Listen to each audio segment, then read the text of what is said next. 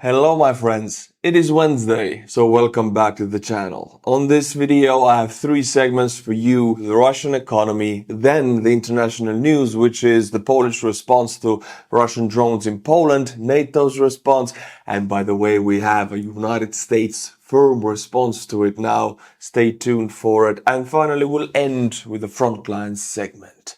Let's begin with the Russian economy. Russia close to cutting oil output due to drone attacks, sources say. This is reported by Reuters. Three different sources in the Russian government have stated that they might have to close down pumping out crude oil due to Ukrainian attacks on the pipelines and on the fuel silos. Because if you cannot store the fuel anywhere and you cannot refine it because refiners are burning, well, 25% of the capability are burning, what are you going to do with it? It goes to waste. So you have to lessen the output. You have to reduce the production. But reducing fuel production, as some of you know, it's not that straightforward that you reduce it and you increase it in the future again.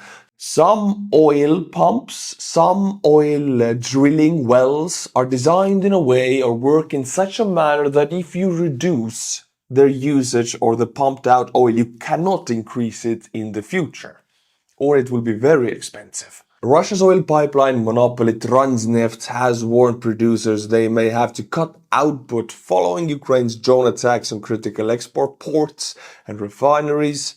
It is always a great news when the biggest gas station in the world cannot produce enough gasoline that is. Connected to the fact that Russia might have to reduce oil production, Putin held a meeting on that on Monday, 2 days ago. And on that meeting, for the very first time, we saw him, and it's on camera, we're gonna watch the video, we saw him admit the economic slowdown.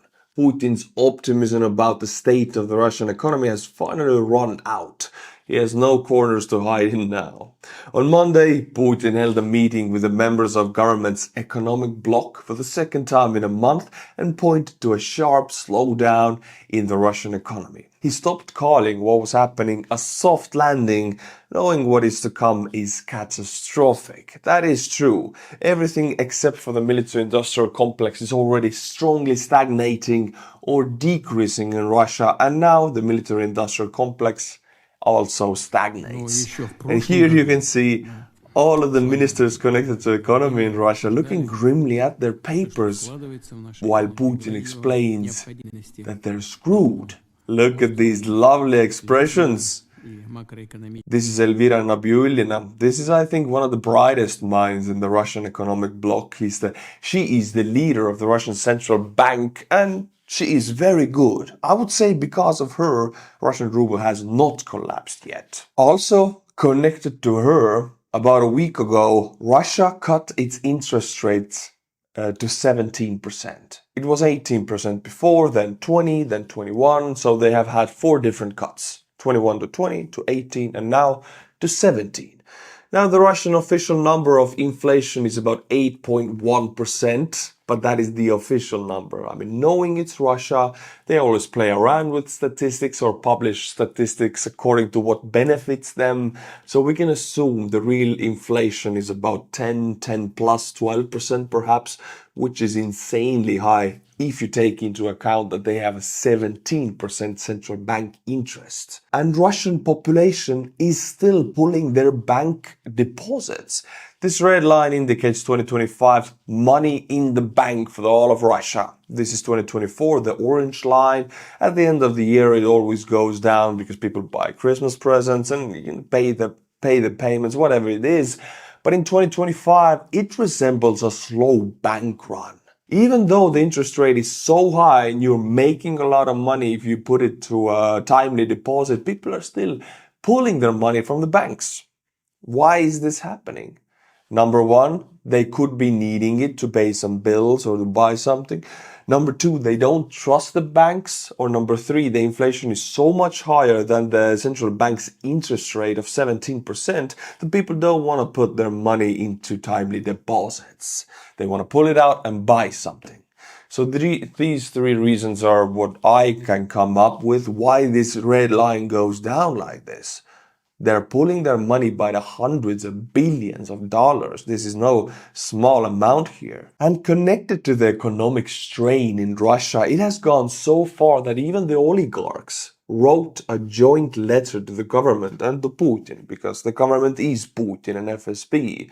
And this letter was leaked to the public by hackers. And turns out in this letter, these specific oligarchs, and you can see their signatures right here on the screen, are asking the government to end the war. So Russia's richest people who own 70-80% of wealth in Russia are asking Russian government to end this war because they are losing a substantial amount of money due to it because of the economic slowdown. For example, the coal industry, the iron industry, railways, aviation, automotive industry. These are the 5 industries that have suffered massive blows. We're talking about collapses of revenues of 30 to 50%, half of the money just pulled out of these industries. In the West, we know if these percentages look at us, I mean, it's over. It's bankruptcy. I'm surprised these companies have held out so long. If you have been on my channel for a longer time, you might know that I've been searching for more clarity and direction in my professional life. I've been reevaluating my goals and looking for support to move forward. And I found it with the help of Strawberry.me. First, I filled out their life questionnaire and then the career questionnaire. I already like this part since it gave me a visualization of my answers in a very cool way, so I saw where I stood mentally.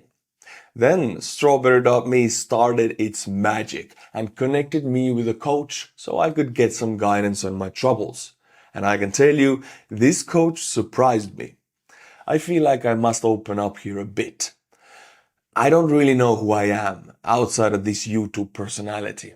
I've been doing this for so long and so intensely that I have lost touch with the real me. I notice a sense of isolation in my professional journey and I want to change that. I needed help, but I felt like the specifics of my field needed a very specific coach with similar experience in life. How surprised I was when I found out who my coach was. A person who had worked in the military-industrial complex, had several small businesses with experiences similar to my financial struggles, has children, which I value a lot in a person, and there was a lot more. Scheduling our first session was so simple. Strawberry.me translates your time zones and creates a calendar event if you want to. From the first moment, my coach was connected, friendly, supportive, and he did not keep the harsh truth from me, which I needed to hear about some feelings I had been avoiding in my life. I prefer the hard, honest truth. In a safe, supportive atmosphere, of course. I cannot tell you that my issues are fixed. It does not work like that. What I got is a person who guides me through these issues since he has been there and I trust him. I got help, but it's a process. The most important project you'll ever work on is you, and the most important investment, an investment in yourself. If you feel in need of guidance and coaching, visit strawberry.me, fill out the quick questionnaire, and let them do their magic. Now, my friends, a segment in this video which is Poland, United States, sanctions, and the first military aid packet from the United States approved by President Trump, which is not approved by Biden and which is not a weapons sale, it is an aid packet. First, Trump's aid packet. But still, we begin with a different one. Shahed drones, or Geran drones, which is a Shahed analog made in Russia. Ukrainian Hur released the components of the Shahed. According to the Hur, inside Russian Geran 3 Series U loitering munition, an analog of the Iranian Shahed 238, there are many foreign-made components. Of 45 identified parts, half are from the United States, 8 from Chinese manufacturers, 7 Swiss, 3 Germans, 2 British and 1 Japanese. And for example, check out this engine or motor, however you call it. Sunny Sky, right? Look at that, Sunny Sky USA. They sell this motor for $11.99 in the USA. It's made in China. You can buy it wherever you want as a civilian. This is in the Shahed drone. Without this motor, the Shahed drone would not be this cheap and would not be this mass producible. So thanks to this engine here made in China, sold in the US, they can make this drone. By the way, in 2023, this was the percentages of components in Russian weapons. 72% made in the US. This is 2 years ago. And the rest of the Western powers you can see here, 6, 5, 4, 3%.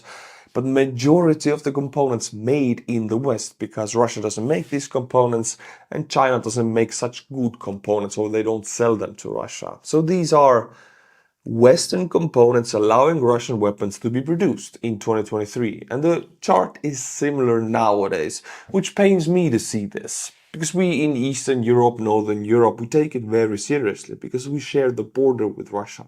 For example, Poland closed the border for everything. For economic, for trains, for rail, for cars, for trucks, no logistics. But if these parts keep going from the United States to Russia and they keep building missiles that kill civilians, it pains me to see this. But I don't want to end this segment with bad news on the United States. Quite the opposite. I want to bring you great news from the United States because for the first time, Trump administration approves first Ukraine arms aid funded by NATO allies. Now you might say, no, it wasn't the first one. Trump has made weapons sales to Ukraine before. Yes, he has. He has signed quite a few weapons sales to Ukraine. And he has allowed aid packets approved by Biden to go through under his administration. What he has not done yet is approve his own aid packet. This is not a business deal. This is an aid packet. So yeah, he approved the first one and I'm so glad to see this. Ukraine needs it very bad right now. What's different with Biden's aid packets is that this aid packet is funded by NATO allies. They all make a contribution to the fund that buys this specific aid. 2 packets of 500 million. But this money goes to the United States only. They have to buy United States stockpiled weapons. That's the term of this aid packet. So Trump still manages to make it good for the US. I have nothing against it. If he wants US to make money out of it, that's fine for me as long as Ukraine gets the weapons. This is what makes it different from the Biden's aid packets, because Biden's aid packets could buy the weapons from other NATO allies. US actually put up the money to buy weapons from other NATO allies.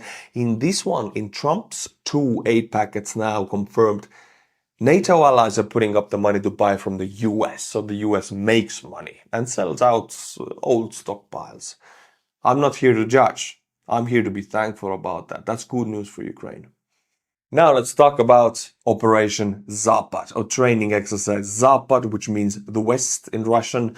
And it's a combined training of Russian and Belarusian forces, and they train to take the Suwalki Gap. That's what it is. That's not the official reason, but we all know that's what they train for. To land paratroopers in the Suwalki Gap, cut the Baltic states off of Poland, and then swallow the Baltics and attack Poland. Putin walked into that training actually. We have a lot of videos about Putin taking part, talking to people, wearing this military uniform. We have Russian Minister of Defense Belousov right here falling asleep, also wearing a uniform. It is a very bizarre climate in these videos, honestly. Here is another clip of him walking, shaking hands with the Belarusian generals. What is strange, it's not that Putin was here. Okay, you want to make a propaganda stunt, that's fine. What is strange, that there were also United States officers, observers present. And here in this video, you can see Putin addressing these United States observers and also other observers. There were observers present from many, many different countries. But specifically the United States ones got the special treatment. Putin even had a translator just for them, not for other countries. Хочу вас всех поблагодарить за участие. I would like to thank you for participation. Надеюсь, это было полезно. I hope it was useful С профессиональной точки зрения. from the professional point of view. Ну а с точки зрения установления такого высокого уровня доверия. So how weird is this? The dictator of the Russian Federation, Putin, addresses United States officers while the Russian media every day says missiles to Washington. Let's bomb New York. You know, they feed the Russian people with poison to hate the United States. But while here is Putin talking to the officers, thanking them for their participation, it's just a strange combo of factors. Доверие между нашими странами это точно полезно. From the point of view of high level of confidence and friendship between the countries, it's Yeah, thank you for coming by. Pretty much that's what he said. I also want to show you when the United States officers arrived in Belarus to take part. Here are some photos, of course. You can see the US officers taking photos of the tank maneuvers and the paratroopers getting off the planes, jumping out. Now in this video you can see the Belarusian general addressing the US officers when they arrive to the grounds, and there's not many subtitles here. I'll try to read you what I can. Hello. Thank you for the invitation. Seems like the United States officer here speaks Russian. Maybe that's why they were chosen. We are pleased that you responded to our invitation.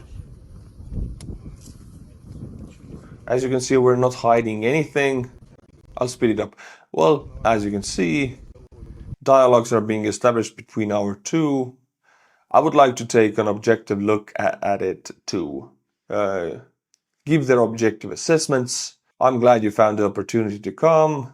Thank you for the invitation. The best places for observation are yada yada. You know, they are exchanging politeness.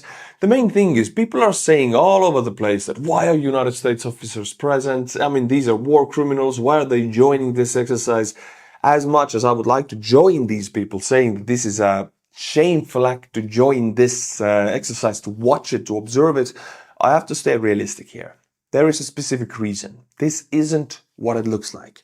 The Vienna document in the OSCE framework mandates that military exercises exceeding certain thresholds, 9,000 troops for notification, 13,000 for mandatory observation, must be reported, and foreign observers must be allowed.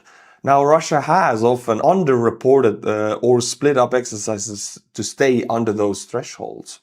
We have often requested observations and Russia has tried to stop it. For example, in 2017, they claimed that the exercises involved 12,700 troops, right below the 13,000 threshold, but in fact used between 70,000 to 100,000. In the end, some Western observers, including the US defense attaches, were permitted to attend certain events in Belarus, but not full access. NATO publicly complained this fell short of Vienna document obligations. In 2021, so 1 year before the full-scale invasion, Russia ended up claiming over 200,000 participated, but they reported only 13,000, meaning officially no need for observers. They have consistently tried to evade inspection. NATO has complained about it for years.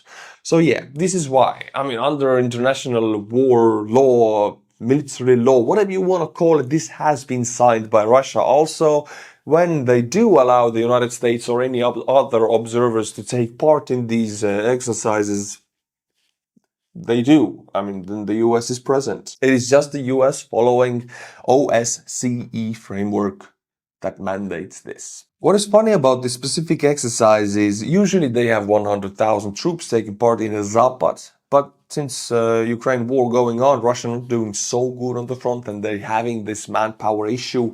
In this one, it's the opposite. They claim it's higher, but actually fewer men took part of it. Maybe 10, 15, 20,000, but they claimed 70,000 because it's the opposite situation. They don't have that many men to be sent to be trained here. They need men on the front. Connected to the issue of Russian manpower, they also have an equipment shortage issue, specifically air defense, because they're such a big country, so many targets, juicy targets, they gotta defend them all.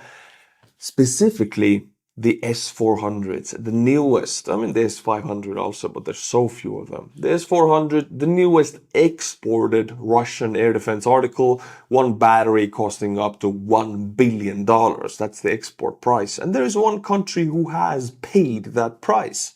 Turkey, a NATO country. It was a big issue in 2017. They bought Russia's newest air defense systems while wielding Western aircraft F-16s. It's so strange to have S-400s and F-16s in the same army. But this is what happened. Now Russia is so low on S-400 batteries that they have no reserves. Every battery they have is already deployed to a combat zone. Russia is so short on their air defense, it's now asking Turkey to sell back the S-400s it bought in 2017 for $2.5 billion. Oh my God, the price tag of this. You would have gotten Patriot systems, but they didn't sell Patriots to Turkey back then. Sanctions, battlefield losses, and foreign demand have drained Moscow's stockpiles. No reserves remain beyond those already deployed. For Turkey, the systems were never integrated into NATO, their missiles are aging, and maintenance is costly. Ankara is building its own steel dome while seeking relief from US CAATSA sanctions.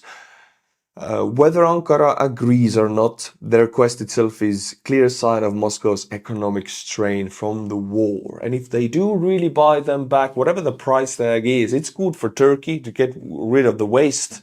And it shows that Russia is not able to produce enough air defense systems, S-300s or S-400s, otherwise they wouldn't want to buy back such an expensive system. But now, my friends, we'll jump straight into Poland. The Polish border closing that they did very efficiently has blown out of proportion. Well, actually not out of proportion. 95% of Chinese exports into the European Union go through Belarus, then through Poland, and then into European Union.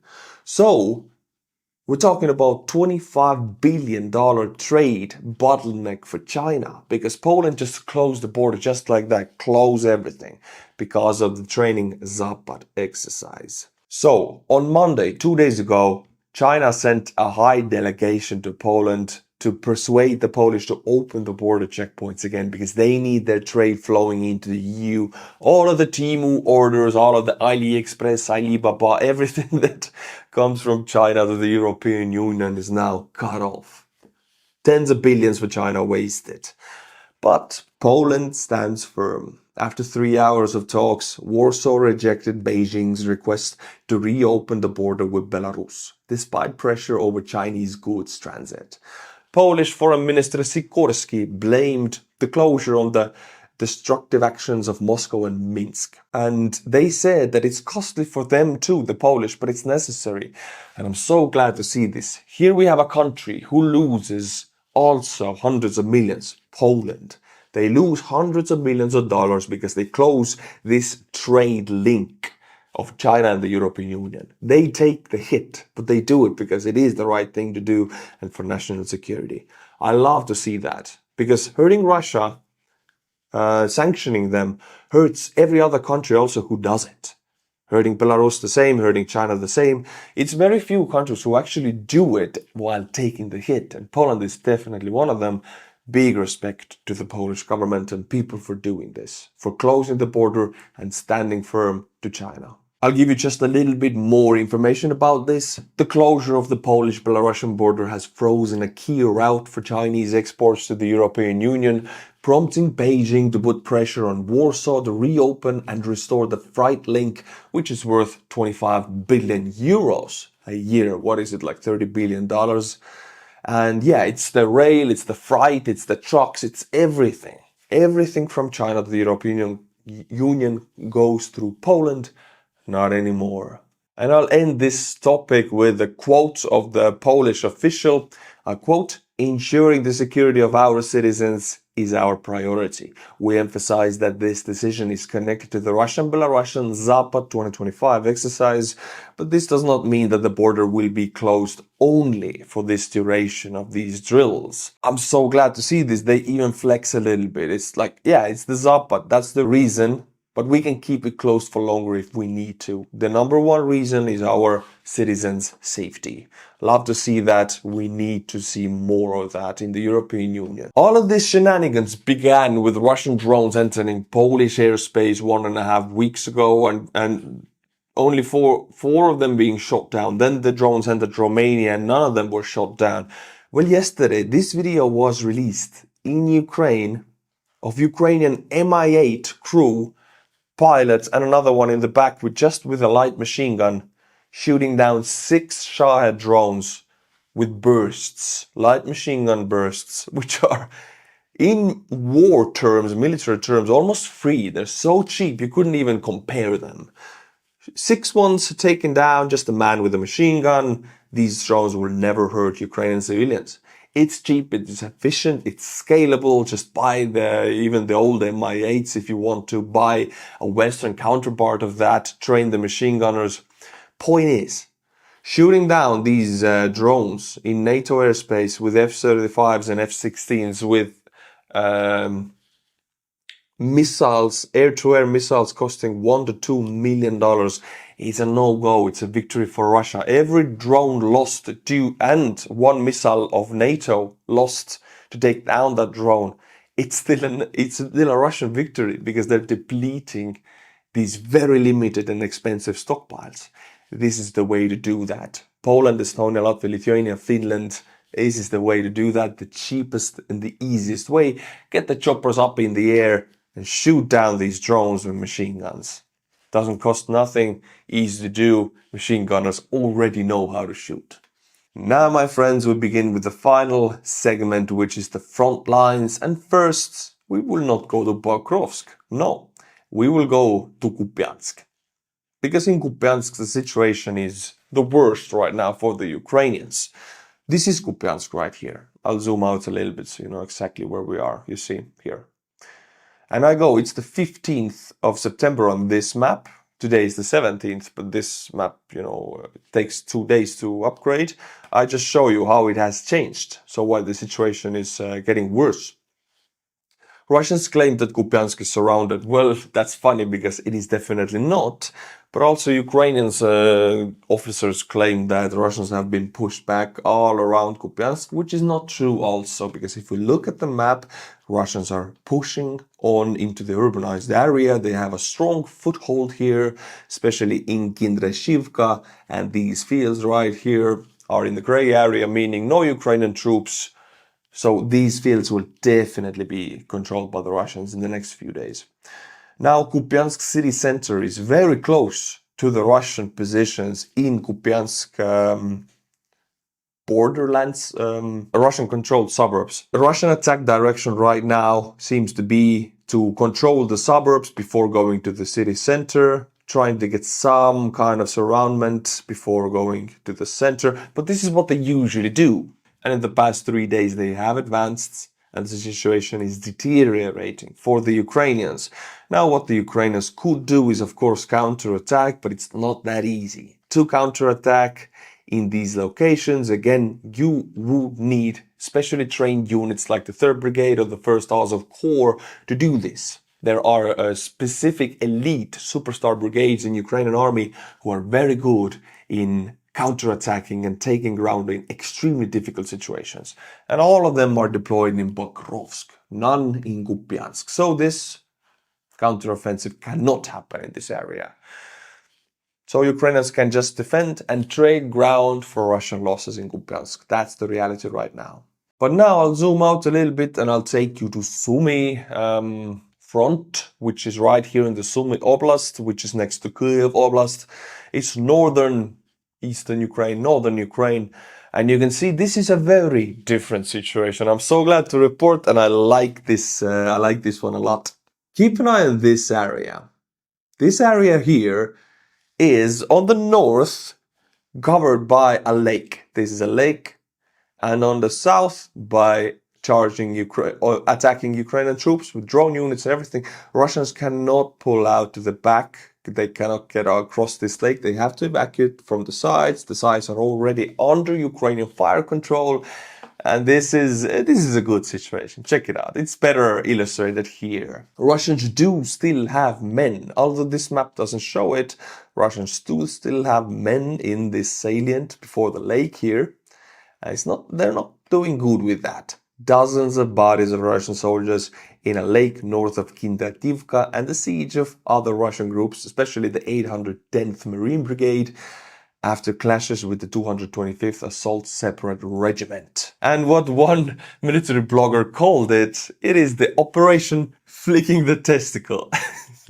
See, this is the lake area right here. They're pushing Russians into this lake. Well, they're eliminating them. There's no way they can pull out. But it's below 100, we're talking tens, not hundreds of Russians here. Why is this important? Because of Oleksiivka. Let me go back to the map. Oleksiivka, right here, this is the new area Ukrainians just controlled. And now they're starting to push in these sides from two sides. Russian units here have been pushed to the lake.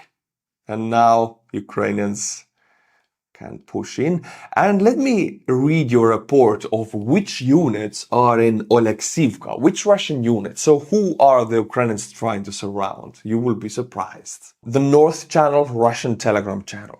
Oleksiivka will have to be surrendered. It's a matter of time and a matter of how many people will have to die to realize this.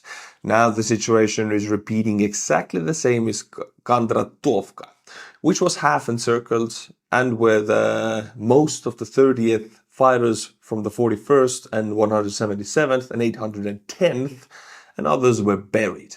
Now I can't even remember them all. Who are the guys in there? Well, a verbatim quote from one officer, very few normal ones. According to the other, pensioners, alcoholics, just not good enough. Undesirables went. And all the cream of the society are cream of the crop.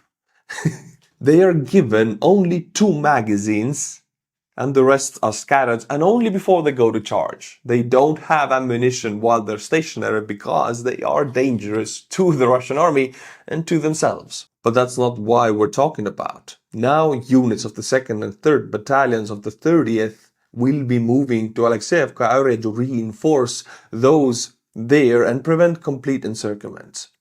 The thing is, Russia is sending some units more capable to help out these units who are undesirables, the lowest of the low, the drug addicts, the alcoholics, and the prisoners in Oleksiivka.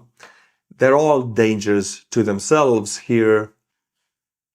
In this specific area, Ukraine faces a great odds to surround Oleksiivka and eliminate these specific units of undesirables.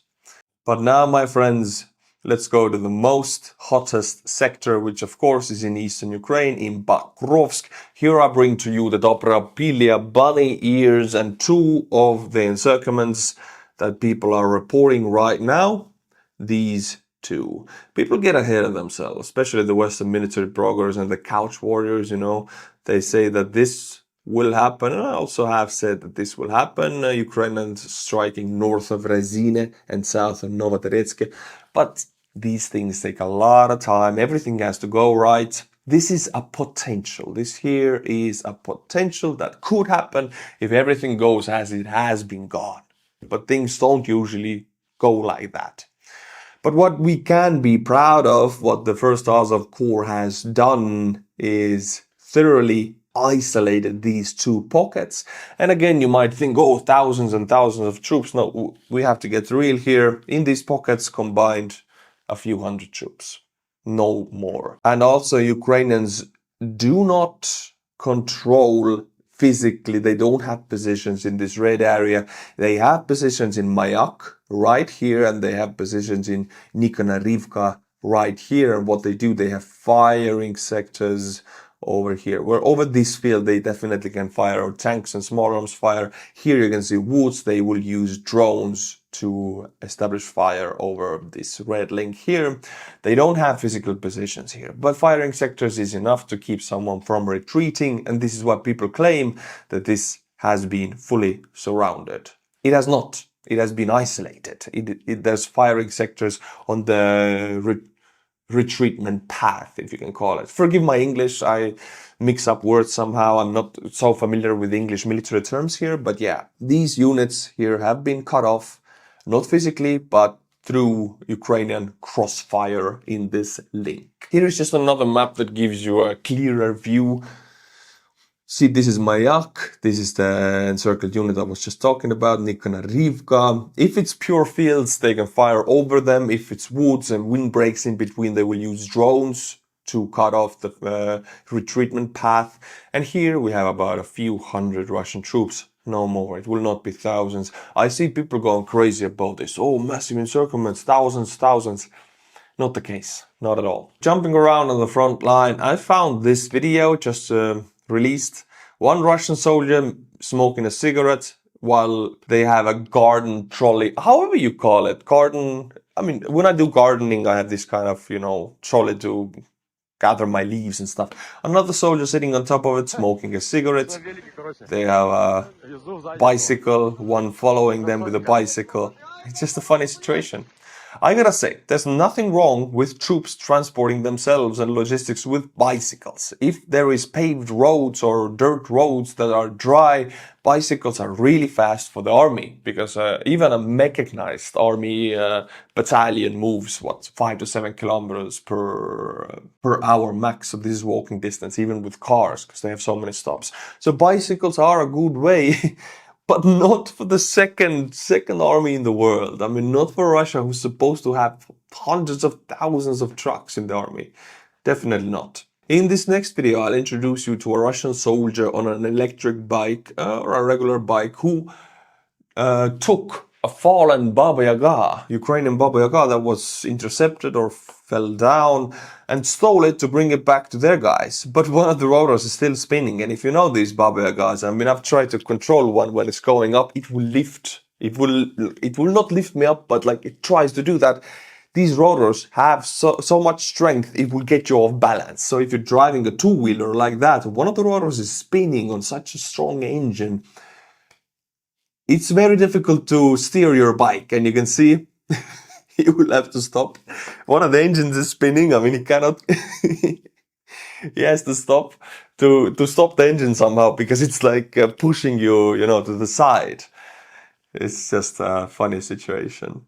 Now, my friends, for the segment of Buy Me a Coffee monthly members, and we have quite a few of them, and the best comment from last video. I'll read you the best comment before. Remember when I showed you Russian soldiers using toilet paper to filter still water or stagnant water from the drainage pipes on the front?